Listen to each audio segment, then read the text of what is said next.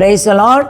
ஆண்டவரும் அருமை இரட்சகருமாகிய இயேசு கிறிஸ்துவின் இனிய நாமத்தினாலே உங்களை யாவரையும் நாங்கள் வாழ்த்தி ஆசீர்வதிக்கிறோம். கர்த்தர் தாமே உங்களை ஆசீர்வதிப்பாராக. இன்றைய தேவ வார்த்தை 1 யோவான் 2ஆம் அதிகாரம் 24வது வசனம் 25வது வசனம்.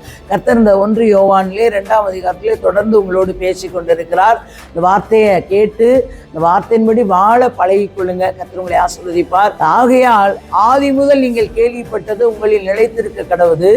ஆதி முதல் நீங்கள் கேள்விப்பட்டது உங்களில் நிலைத்திருந்தால் நீங்களும் குமாரனின் பிதாவில் நிலைத்திருப்பீர்கள். அல்லேலூயா. ஆகையால் ஆதி முதல் நீங்கள் கேள்விப்பட்டது உங்களில் நிலைத்திருக்க கடவுது. அப்ப உங்களில ஆண்டவருடைய வார்த்தை நிலைத்திருக்க கடவுது.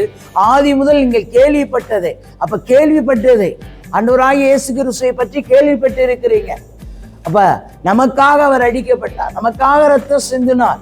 எல்லா ஆண்டவருடைய வார்த்தைகளையும் நம்ம கேள்விப்பட்டு இருக்கோம். அப்ப கேள்விப்பட்டது உங்களில் நிலைத்திருக்கணுங்க. ஆண்டவர் இந்த 1 யோவான் 2ஆம் அதிகாரத்திலும் உங்களுக்கு தொடர்ந்து உங்களோடு கர்த்தர் பேசி கொண்டிருக்கிறார். ஆண்டவர் அப்ப அந்த வார்த்தையை நல்லா கவனித்து கேளுங்க. இந்த வார்த்தையின்படி வாழ பழகிக்கொள்ளுங்க. நீங்கள் குமாரன் யாரு? இயேசு கிறிஸ்து. பிதாவில் நிலைத்திருப்பீர்கள். நிலைத்திருக்க பழகிக்கொள்ளுங்க இயேசுவின் இடத்துல.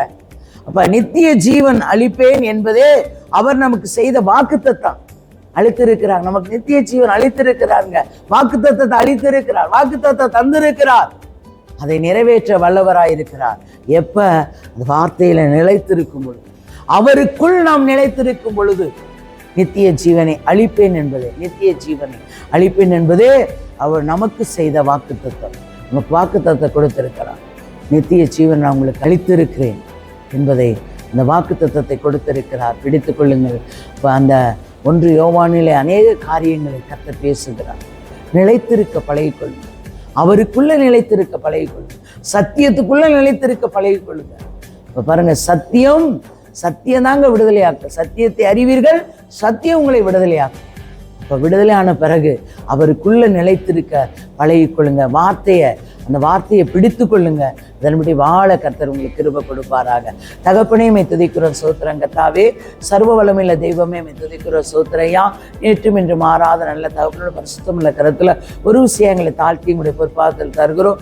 வார்த்தையை கேட்கிற பார்க்கிற ஒவ்வொருவரை கர்த்தர் ஆசீர்வதித்து பெரிய காரியங்களை செய்ய இயேசுவின் நாமத்தில் வேண்டிய ஜீவனுள்ள நல்ல பிதாவே. ஆமேன்.